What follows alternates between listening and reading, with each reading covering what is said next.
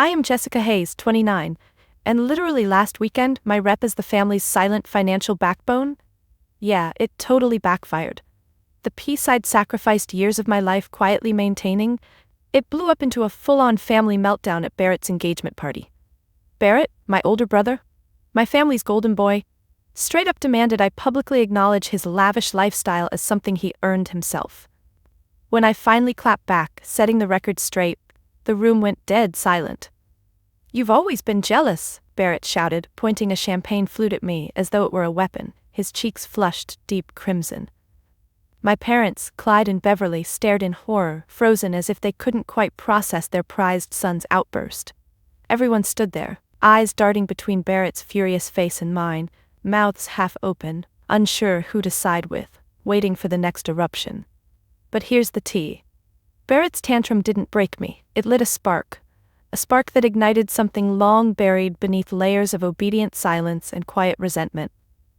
I've spent 11 long years working tirelessly as an accountant, denying myself vacations, designer clothes, even small daily pleasures like expensive coffee, literally saving every penny to build a stable, secure future.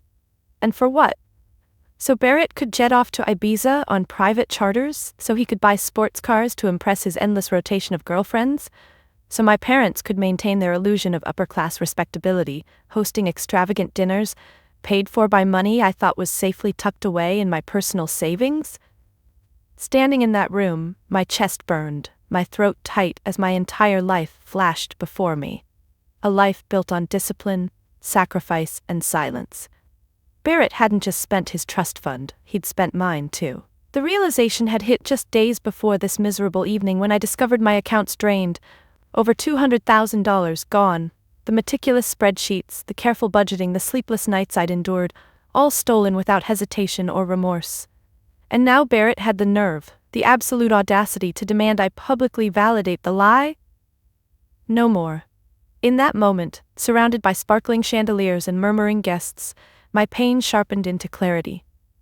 My family's betrayal ran deeper than I'd dared imagine, and Barrett's self-entitlement had reached its bitter peak.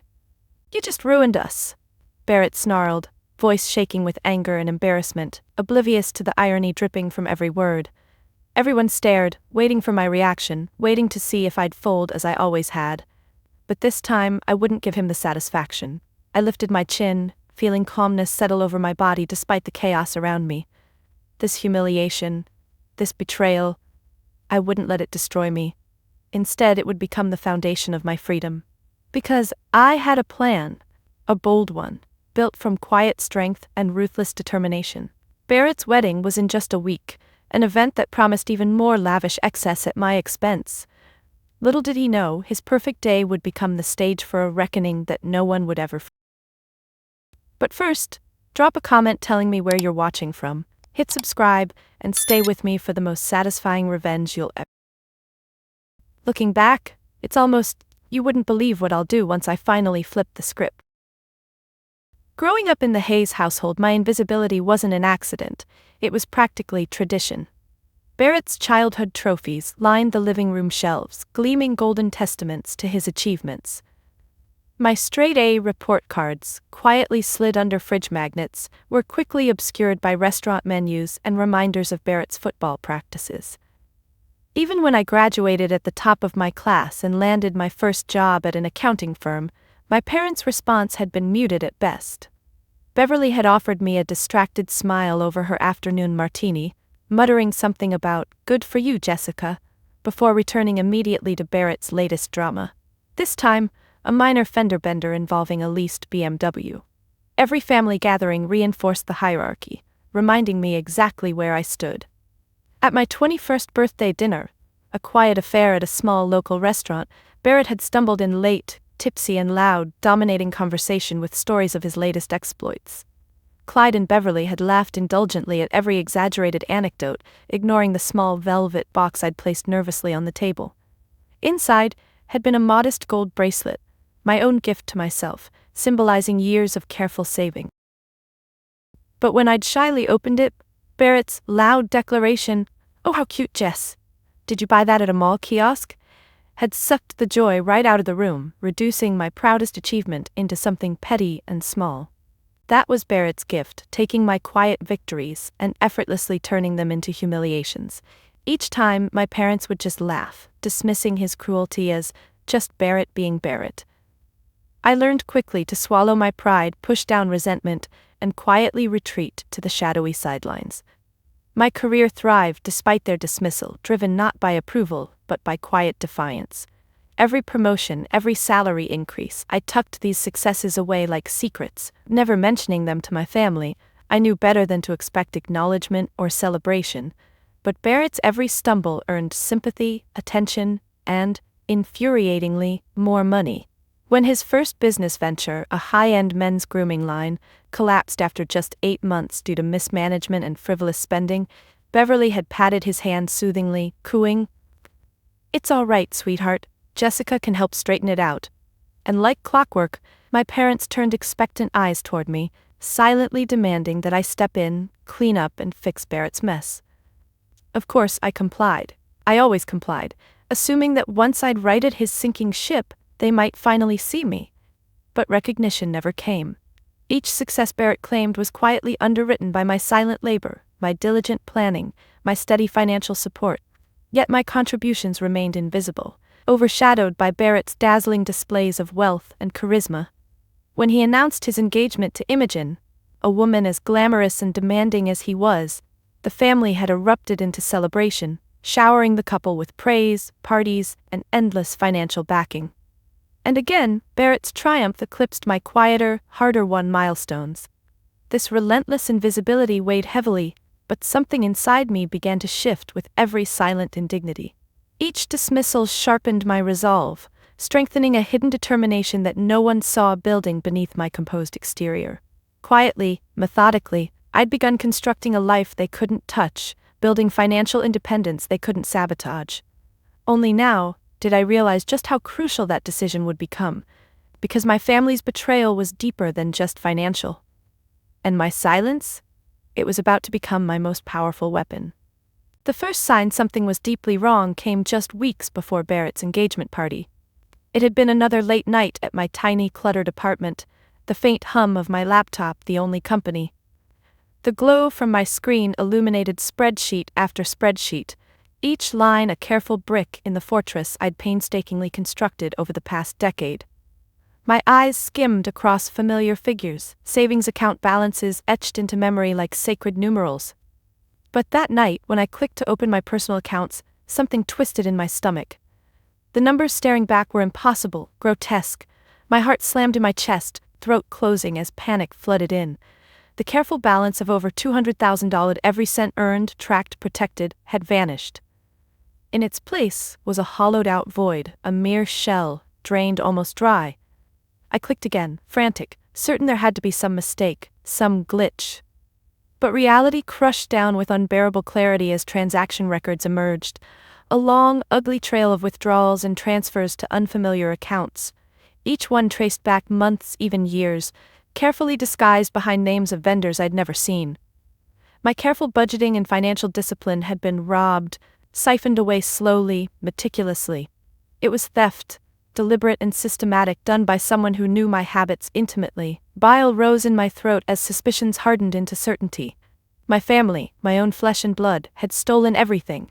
And not in one careless stroke, but piece by piece, betrayal by betrayal. It wasn't a momentary lapse or impulsive decision. This was orchestrated deception, a web spun quietly around me, trapping me without ever realizing. Anger surged, white-hot and sharp, mixed with something darker, an ache of profound loss. This money wasn't just currency. It represented every denied pleasure, every skipped dinner with friends, every outfit I refused to buy, every trip I didn't take.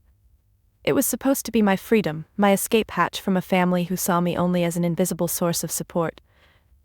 I leaned back, breathing shallow, eyes stinging with furious tears. For years I'd silently built a stable future, invisible to those around me, never realizing that invisibility was exactly what allowed this betrayal to fester unchecked.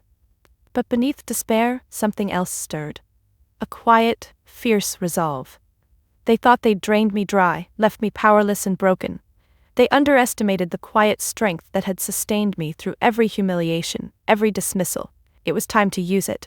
Over the next days, I poured every waking hour into untangling their deceit, uncovering hidden accounts, illicit transfers, and even shockingly invasive surveillance, installed on my personal devices, tracking my every financial move. Barrett and my parents hadn't merely stolen, they'd invaded every corner of my life, quietly monitoring me, manipulating me, treating my future as their own personal slush fund. As rage sharpened my focus, I began assembling my response, a meticulous counterstrike built from the very skills they'd dismissed as mundane and boring.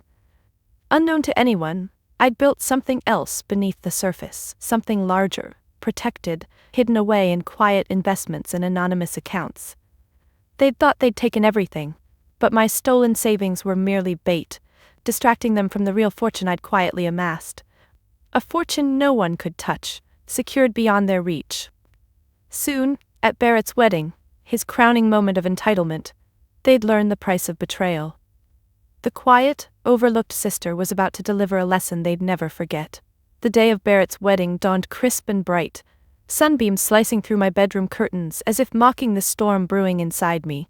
Lying there, staring at the ceiling, I took a slow, steady breath, trying to quiet the restless tension humming beneath my skin. Tonight wasn't just another tedious family event, it was my personal judgment day. The last few days had been an agonizing marathon of preparation. On one hand, my hidden financial empire, built through years of stealthy, disciplined investing, was on the brink of a transformational deal. On the other, I was gearing up to expose my family's betrayal at Barrett's lavish wedding, an event they'd meticulously orchestrated with money stolen straight from my future. Sliding out of bed, I caught sight of myself in the mirror, pale face, shadows lingering under tired eyes.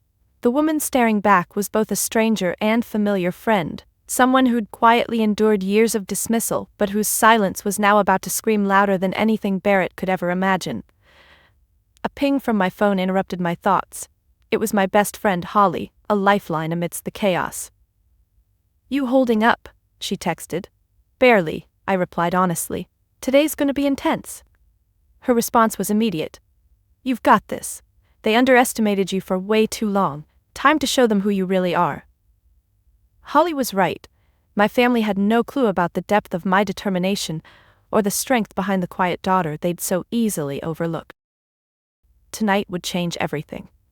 And it wasn't just about revenge, though I wouldn't lie, the idea of seeing their faces twisted in shock held undeniable satisfaction. But it was about finally stepping out from the shadows they'd trapped me in, reclaiming the life they'd stolen piece by piece. By mid-afternoon, I carefully dressed for battle, choosing an understated, elegant black gown, fitting attire for the demise of illusions. Barrett had insisted on a ridiculous white tie event, an arrogant attempt to impress society friends who'd never accept him otherwise. My reflection now showed a calm, resolute woman who wouldn't flinch beneath their scrutiny. As I stepped outside into the waiting car, anxiety fluttered briefly in my chest. Barrett's wedding was set at a sprawling mansion on the outskirts of town, rented at an exorbitant cost, decorated with lavish floral arrangements funded unknowingly by my own savings. Each extravagant detail felt like a taunt, a personal insult carefully planned to break my spirit. But what Barrett didn't know, could never suspect, was that every cent he'd stolen was insignificant compared to what I'd quietly accumulated. The money drained from my accounts was a fraction of the wealth I'd carefully hidden. My silent, diligent labor had built an empire that no betrayal could fully unravel. Tonight, my family would witness a different Jessica, one who'd meticulously planned for every possible outcome, leaving no room for mercy or mistakes. My heart hammered as the car pulled up the winding driveway, rows of luxury vehicles already gleaming under golden sunset light. Every painful dinner, every dismissive remark, every invisible accomplishment had brought me precisely here to this moment. Stepping onto the polished stone walkway, I straightened my shoulders, feeling power radiate from my core. They believed they held all the cards. They believed I was nothing. But tonight, at their perfectly orchestrated event, they'd finally discover that the quiet one, the invisible daughter, was about to become the loudest voice in the room. The moment I entered the lavishly decorated reception hall, eyes turned toward me, their glances sharp with curiosity and barely concealed judgment. A shimmering wave of sequins and silk parted slightly, conversations dimming momentarily before resuming in hushed tones.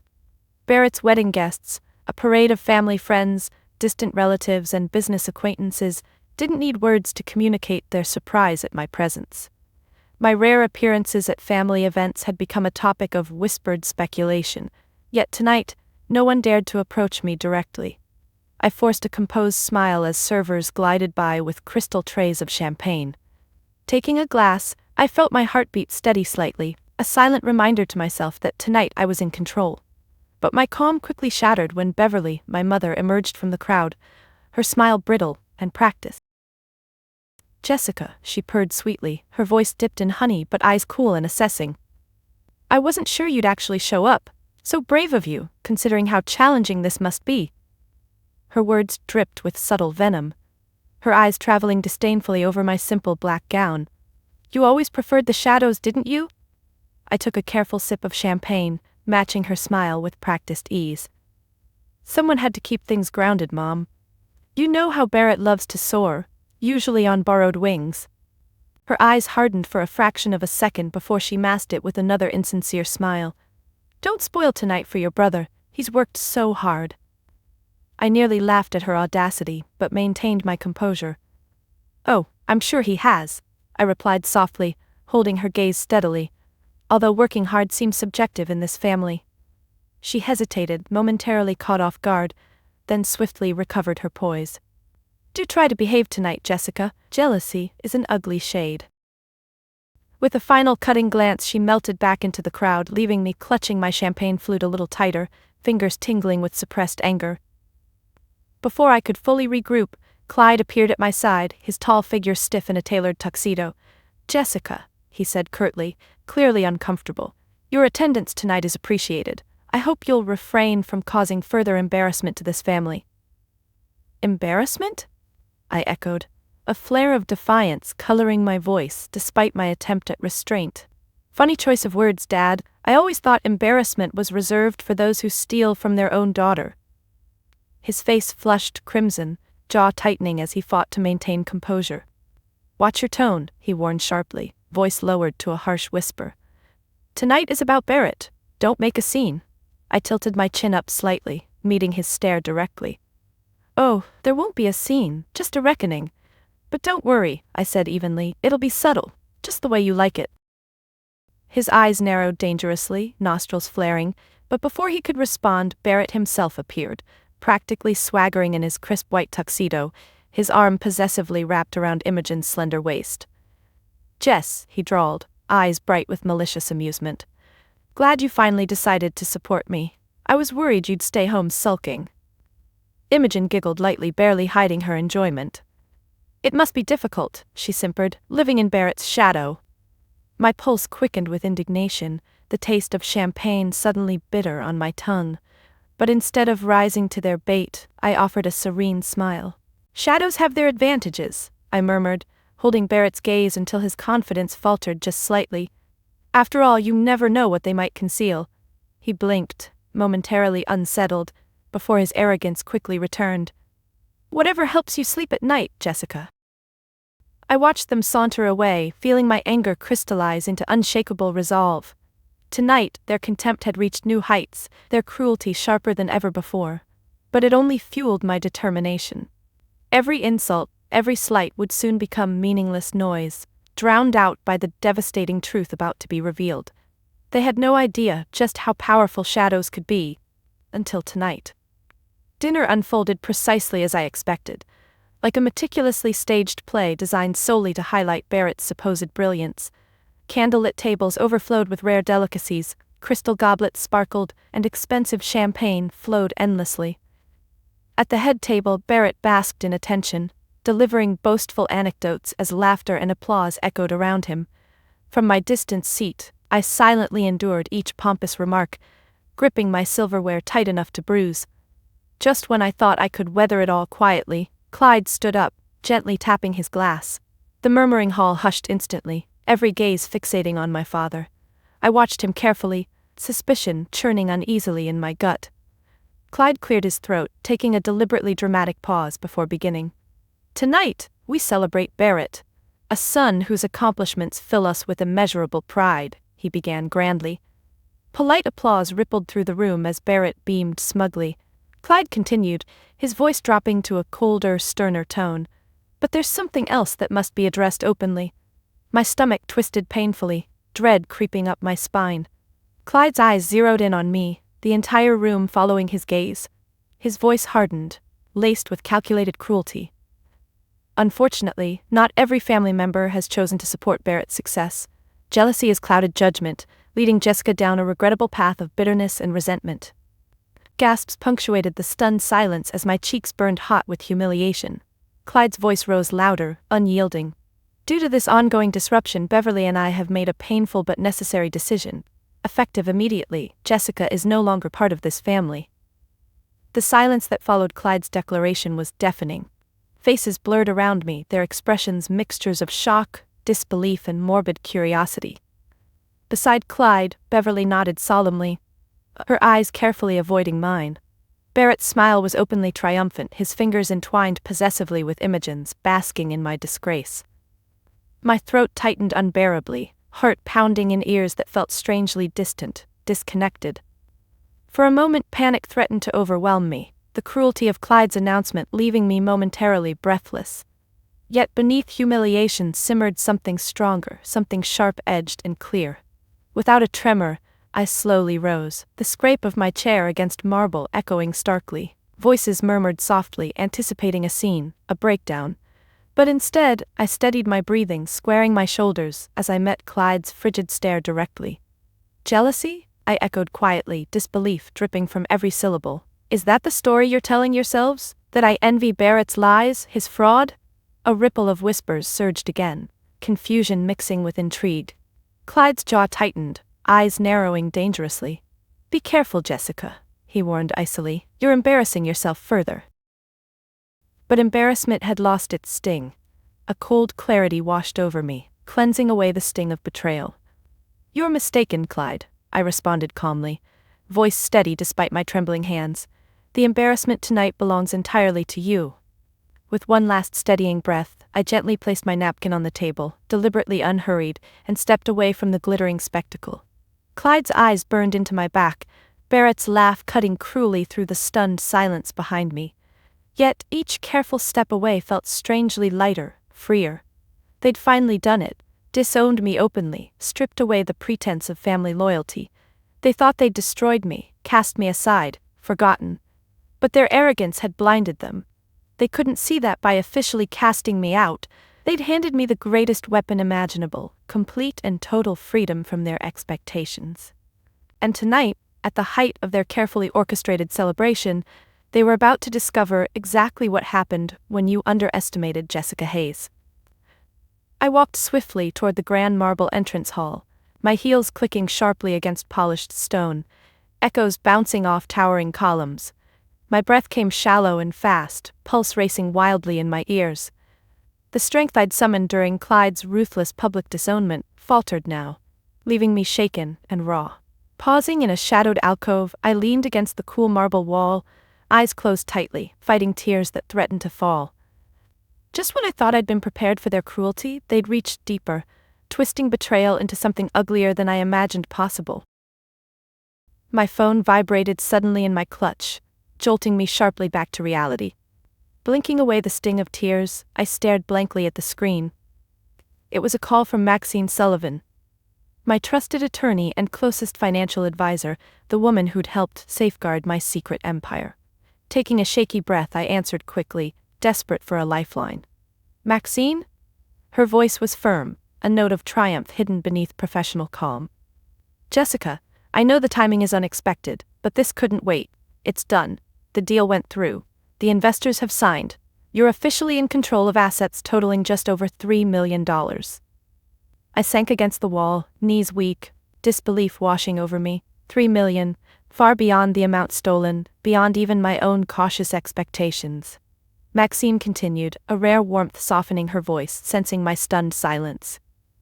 I know what tonight was supposed to mean for you, Jessica. This changes everything. You're untouchable now, financially secure and completely independent.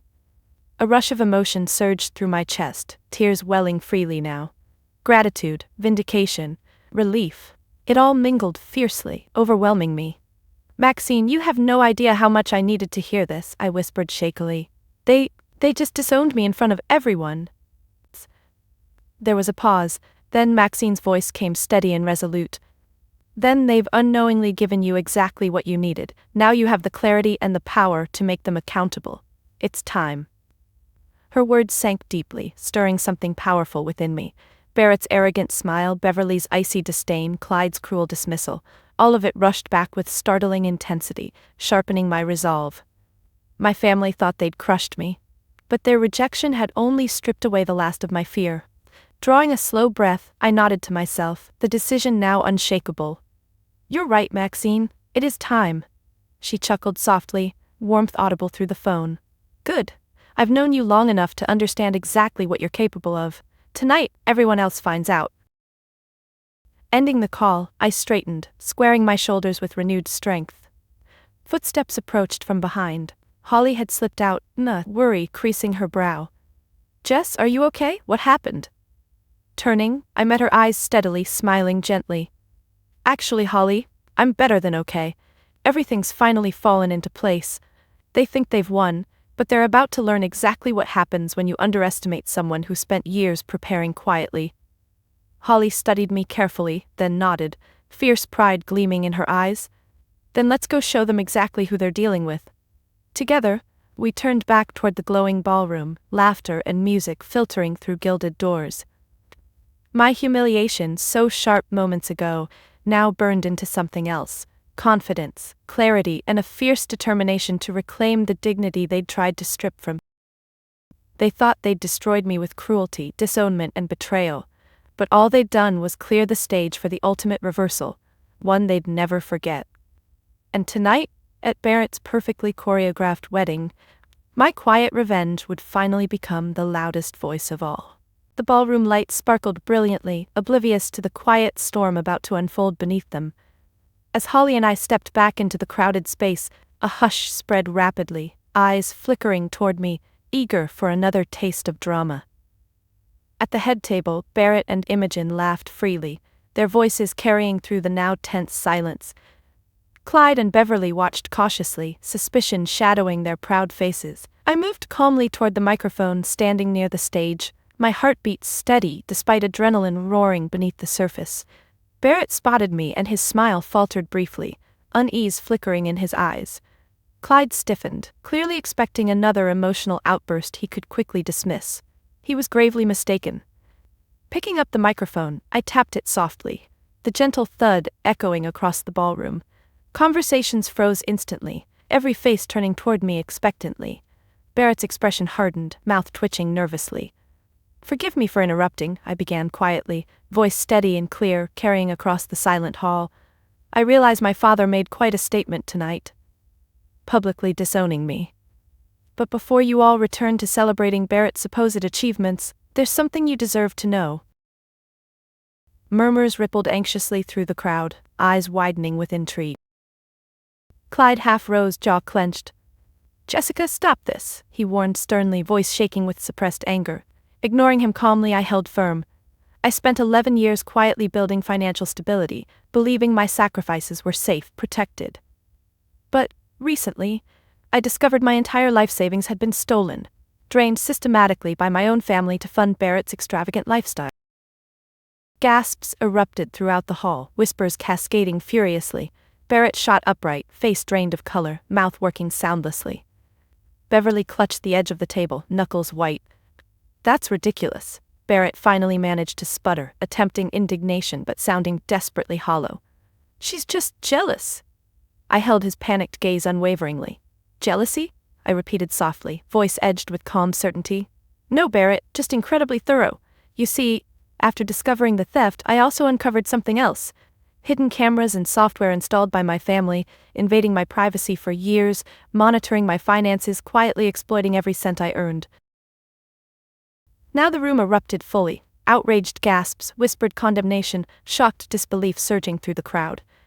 Clyde's face drained to ash, realization dawning visibly. Beverly's eyes darted desperately, searching for escape. Barrett's arrogant mask shattered. revealing raw panic beneath. "Jessica, enough," Clyde barked, voice desperate yet hollow, grasping for control. But control was no longer his. Calmly I reached into my clutch, producing a thin folder. "If anyone doubts my claims, every transaction, every illegal surveillance detail has been meticulously documented," I announced steadily. "Copies have already been sent to authorities. This isn't jealousy, it's justice." Shock radiated outward like a tangible force, voices rising in scandalized disbelief.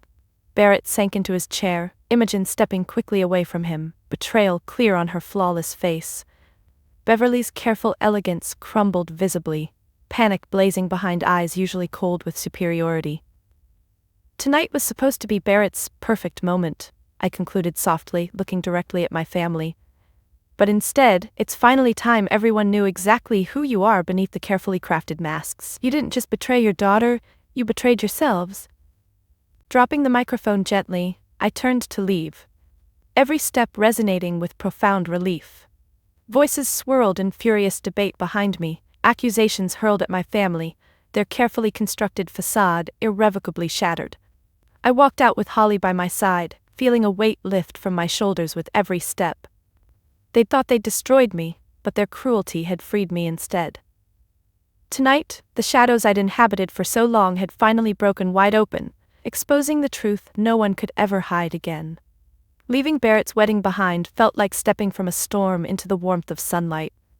Holly drove silently, her presence comforting, supportive. The city lights blurred gently outside the window, streets glistening under soft rain that had begun falling, washing away traces of the drama I'd left behind. I leaned back, eyes closed, tension easing from my body with each passing mile. We reached Holly's cozy townhouse, tucked quietly in an unassuming neighborhood far removed from the pretentious glamour of the night's disaster. As soon as we walked through the door, I was enveloped by warmth and genuine laughter. A stark, comforting contrast to the ice-cold hostility of my own family. Inside waited the rest of my chosen circle: Maxine, my fiercely loyal advisor; Holly's husband, Wes, whose steady friendship had been unwavering; and my old college roommate, Paige, whose spirited humor never failed to lift me. Their eyes turned immediately toward me, expressions filled with a mix of curiosity, concern, and anticipation. Holly squeezed my shoulder gently. "She did it. Jessica absolutely destroyed them tonight." Paige let out a whoop of excitement, eyes wide with gleeful disbelief. "Wait, like full scorched earth destroyed?" "Exactly," I answered softly, smiling despite myself, my exhaustion blending into quiet pride. "They never saw it coming." Maxine, seated on the plush sofa, raised her wineglass appreciatively. "It was about time, Jessica. How did it feel to finally expose them?" Sinking gratefully onto a soft armchair, I exhaled deeply, relief flooding through me. "Honestly, terrifying, but also incredible. Like stepping out of chains I didn't even realize were binding me." Wes chuckled softly, shaking his head. "Your family seriously underestimated you. Sounds like they learned a hard lesson tonight." "They deserved every bit of it," Holly added sharply, eyes flashing protectively. "All these years treating you like their invisible ATM? They had it coming." Paige leaned forward eagerly, eyes sparkling with curiosity. "So what happens next? Do they go to jail?" Maxine nodded thoughtfully, a subtle smile tugging her lips. "It's very possible. At minimum, there will be significant legal repercussions. Jessica has provided irrefutable proof of their theft and invasion of privacy." The room fell quiet, everyone absorbing the magnitude of what I'd done tonight. A mixture of satisfaction and lingering sadness settled in my chest. Despite everything, a part of me still mourned the family bond I'd never truly had. Holly seemed to sense my internal struggle. She reached over, squeezing my hand gently. "Hey, it's okay to feel conflicted. They're still your family, but Jess, real family doesn't do what they did. Real family is sitting right here." I looked around the room, warmth spreading softly within me. Holly, Maxine, Wes, Paige, these people had quietly built their place in my life through genuine care and unwavering support. They'd stood by me, seen my quiet strength long before I did, and celebrated victories I'd been taught to downplay. "You're right," I whispered finally, my voice steady with newfound certainty. "Family isn't blood or expectations, it's loyalty, honesty, and respect. All the things I never had from them, I have here." A gentle murmur of agreement moved around the room, eyes shining warmly, smiles genuine. Tonight had shattered the illusion of family I'd spent my life trying to uphold. Yet in that destruction, I'd uncovered something infinitely stronger. Real family, chosen family, built on trust and mutual respect. And as the night slowly passed, surrounded by laughter and warmth, I finally realized that true belonging could never be taken. It could only be given freely. Tonight, I'd reclaimed my right to give it only where it was deserved. In the days that followed, my phone lit up relentlessly. Texts, voicemails, emails, each a desperate attempt from Barrett, Beverly, and Clyde to reach me, to beg forgiveness, to spin their betrayal into misunderstanding. Yet, every message only strengthened my resolve. I refused to allow their manipulation any further foothold in my life. Instead, I took control by setting clear, unmovable boundaries. First came a formal legal cease and desist, carefully drafted by Maxine, warning my family against further contact or interference. The satisfaction of signing my name at the bottom was immense, my pen gliding across the paper with newfound authority. Next was the practical step, ensuring my financial fortress was absolutely impenetrable. Maxine and I meticulously combed through each account, adding layers of security, untangling lingering threads of their intrusion, and ensuring not a single cent remained accessible to anyone but me. But the most profound boundary wasn't legal or financial, it was emotional. I realized I'd spent years quietly craving validation from people utterly incapable of seeing my worth. That craving had made me vulnerable, blind to their exploitation. So in the silence of my now protected space, I made a quiet promise to myself, to never again seek approval from those unworthy of giving it. A week after the wedding, as I sat at my kitchen table, sunlight warming the cozy apartment I'd once seen as humble but now cherished deeply, my phone buzzed again. Recognizing Beverly's number, my hand hesitated momentarily, old instincts pushing me to respond. But I took a breath, silenced it, and blocked her number. Then Barrett's, then Clyde's. Each action sent a wave of powerful liberation rippling through my chest. With every press, their hold over me loosened, dissolving until all that remained was calm strength and steady clarity. Later that afternoon, a knock sounded at my door. Opening it, I found Holly smiling warmly, holding 2 coffees and a box of pastries from my favorite bakery. "Hey, Boundary Queen," she teased affectionately, stepping inside and setting down her offerings. "How does it feel to finally build your fortress?" I laughed softly, accepting the steaming coffee gratefully. "Honestly, better than I ever imagined. For the first time I actually feel safe. Like they can't reach me anymore." Holly nodded knowingly, taking a seat across from me. "They can't. You've drawn your line clearly, Jess, they know it." We sat quietly, sipping coffee, sunlight spilling golden patterns onto the table. The silence wasn't awkward but peaceful, a comfortable understanding of everything left unspoken. Eventually, Holly broke it gently. "Any regrets about how things turned out?" I thought carefully, genuinely searching my heart. After a moment, I shook my head slowly. "No, not regrets. Sadness, maybe, at realizing how long it took me to stand up for myself, but no regrets. I wouldn't trade this freedom for anything." She smiled warmly, eyes softening. "I'm proud of you, Jess. You've inspired all of us, seriously." I looked away, suddenly emotional. Holly's praise was genuine, heartfelt, the kind of validation I'd rarely experienced. It washed over me softly, filling quiet wounds left raw from years of dismissal. "Thank you," I whispered finally, voice catching slightly. "I couldn't have done it without you all." Holly reached over, gently squeezing my hand. "Maybe, but don't underestimate your own strength. You stood up when it mattered most." Sitting there, hand clasped firmly in friendship, I understood something deeply significant. Boundaries weren't merely walls to keep people out. They were also powerful statements of self-respect, declarations of worth. They meant choosing dignity over approval, authenticity over acceptance. That afternoon, within the calm safety of my carefully constructed fortress, I silently thanked my family, not for what they'd done, but for the clarity their betrayal had given me. Because now, at last, I knew exactly who I was, what I deserved, and the powerful freedom that came from protecting it fiercely. With my fortress secure and my new boundaries firmly in place, I turned my energy to something even more meaningful, redefining the Hayes family legacy, but on my own terms. After years of being dismissed, overlooked, and exploited, I realized I could now transform my painful past into something powerful and positive, something that reflected who I truly was. Maxine and Holly helped me launch the Hayes Empowerment Initiative, foundation dedicated to providing financial literacy, mentorship, and scholarships to young women who, like me, had quietly built their lives in the shadows.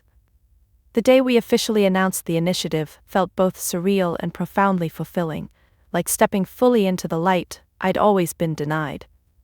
Standing before a small gathering at our first event, my heart pounded with nerves, yet my voice stayed steady and clear as I spoke from experience.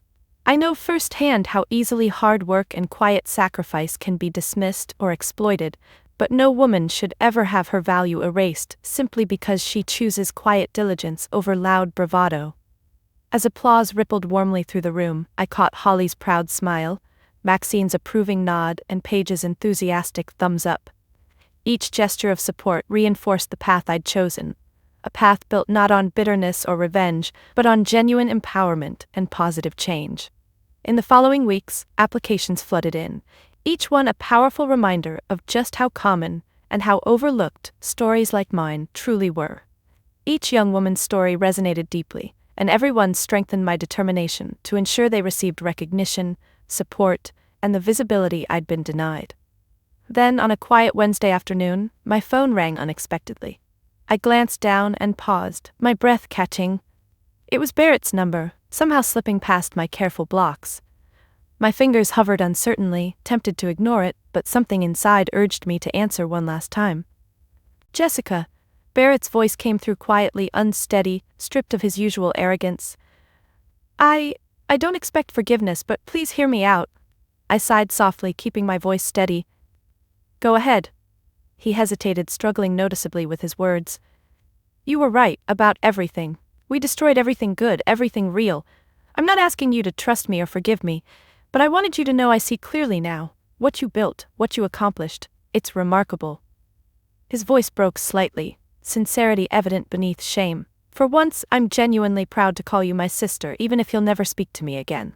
I sat quietly, emotions swirling intensely, old hurt, lingering anger, but also unexpected compassion. Finally, I spoke gently. "Barrett, I appreciate that you're facing it. I hope you truly change, but this call doesn't erase years of betrayal." "I know," he admitted softly. "I'm not asking you to forgive. I just wanted you to know I finally see you." After ending the call, I sat quietly, absorbing what had just happened. Barrett's acknowledgement didn't mend everything, it couldn't. But it did reinforce something important. Reclaiming my legacy was never about forcing acknowledgement from others. It was about creating it for myself, independent of anyone else's validation. Later that evening, Holly arrived, sensing my emotional turmoil. As we talked softly, I shared Barrett's call, unpacking the complicated mix of emotions it stirred. "You okay?" Holly asked gently, her voice careful and supportive. I nodded slowly, smiling softly. "Yeah, actually, for once, it's okay to let go. Barrett's words don't define me, but the legacy we're building does." Holly squeezed my shoulder reassuringly. "Exactly. You've reclaimed your name, Jess, not through revenge but through dignity, integrity, and true empowerment. That's something no one can ever take away." And sitting there reflecting quietly, I finally understood what real legacy meant. Not what others say about you, but the quiet, powerful impact you choose to leave behind. Months passed, gently reshaping my world into one filled with quiet confidence and genuine fulfillment. Each morning, waking in the warmth of my small but comfortable apartment felt like breathing fresh air after years underwater. I no longer worried about family judgments or hidden betrayals. Instead, I savored simple pleasures. Coffee on my balcony, conversations with Holly, mentoring sessions with the young women whose lives my foundation now touched deeply. One bright afternoon, as sunlight filtered softly through my window, illuminating the scattered notes from a recent scholarship meeting, I found myself pausing to reflect. Images from the past flickered through my mind. Barrett's arrogant laughter, Clyde's icy stare, Beverly's dismissive tone. But these memories no longer carried the sharp sting they once had. Instead, they felt distant, almost weightless, ghosts from a past life I'd finally shed. A quiet smile touched my lips as I leaned back in my chair, heart warm with a profound sense of accomplishment. The foundation had flourished far beyond my expectations, transforming pain into purpose, betrayal into empowerment. But the most profound transformation wasn't external, it was deeply internal. For years, I'd believed my value depended entirely on external validation. Approval from a family who never saw me clearly, acknowledgement from people who never understood the strength it took to build quietly, steadily in shadows. Now I understood clearly that true validation, real worth, came only from within. It was untouchable by others' judgments, unaffected by their cruelty or kindness. A soft knock interrupted my thoughts and Holly stepped in, a warm smile lighting her face. "Jess, we're heading to dinner soon. You ready?" Looking around the room at the reminders of all I'd accomplished, all I'd survived, I nodded confidently. "Absolutely." As we walked out into the fading sunlight, Holly looped her arm through mine, speaking gently. "You know, I think this is the happiest I've ever seen you." I glanced at her, smiling softly. "Honestly, Holly, I think you're right. For the first time in my life, I'm not living for anyone else's approval. It's freeing." She squeezed my arm warmly. "That's because you finally see yourself clearly. You always had this strength inside, you just needed to recognize." Her words resonated deeply, filling my chest with quiet pride. Strength wasn't loud, flashy, or attention-seeking. It was the quiet, steady certainty of knowing exactly who you are and exactly what you deserve. Later that night, surrounded by laughter and conversation at dinner, I found myself watching the people who'd become my true family: Holly, Maxine, Paige, Wes. Their faces glowed warmly, genuine joy shining from their eyes. My heart swelled with quiet gratitude, profoundly aware of how far I'd come from the lonely shadows I'd inhabited. Returning home afterward, stepping into my peaceful apartment, I paused at the mirror. The woman reflected there looked back calmly, eyes bright with quiet strength, face softly lit with a newfound peace. "I'm proud of you," I whispered gently, speaking the words I'd waited a lifetime to hear, not from others, but from myself. That night, lying in bed, listening to the gentle hum of the city outside, I understood clearly that my journey wasn't about revenge or proving anyone wrong. It was about reclaiming my right to live fully, authentically, and unapologetically on my own terms. It was about the powerful freedom that comes only when you realize your value is self-determined and absolute. In that quiet truth, I found genuine, lasting peace, something no betrayal, no cruelty, no judgment could ever touch again. Have you ever found yourself quietly fighting battles nobody else could see? Maybe you've been overlooked, undervalued, or betrayed by the very people who were supposed to protect you. If my story resonated with you, I invite you to share your own journey in the comments below. Remember, defining your own success, your own worth, isn't something others can do for you. It's something you must claim for yourself. If my journey touched something deep inside you, please take a moment to like, subscribe, and share it with someone who needs to hear this message. Because the truth is, each of us deserves to live authentically, unapologetically, and with dignity. Your value doesn't come from external validation, from family, friends, or anyone else. It comes from you. So keep believing in your quiet strength, because even the shadows hold incredible power. Thank you for being part of my journey, for witnessing my story, and most importantly, for recognizing your own worth. Until next time, keep standing strong, because your story matters more than you know. Ask yourself, reflect, share.